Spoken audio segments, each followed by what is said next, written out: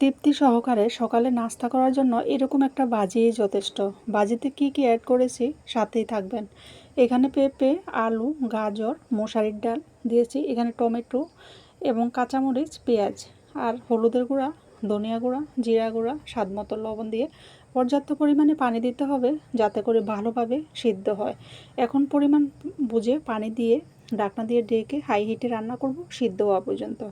সিদ্ধ হয়ে গেলে এখানে রসুন এবং পেঁয়াজ কুচি দিয়ে সুন্দর করে একটা লাল লাল করে ভাগাড় দিয়ে দিব। ভাগাড়টা দিয়ে এখন যখন একটু একটু পানি আছে উল্টে পাল্টে ভালোভাবে নরম নরম করে এই ভাজিটা করে রুটি দিয়ে খেলে দারুণ মজা লাগে। লাস্টে টালা জিরার গুঁড়া ছিটিয়ে দিলে খুবই টেস্ট লাগে। এখন গরম গরম রুটিতে এই ভাজিটা যদি রাখেন তাহলে একদম তৃপ্তি সহকারে মজা করে সকালের নাস্তাটা হয়ে যাবে। দেখতে পাচ্ছেন আমিও তাই করেছি। সুন্দর সুন্দর রুটি বানিয়ে এরকম ভাজি দিয়ে খেয়েছি, সাথে ছিল ডিম ভাজা আর চা।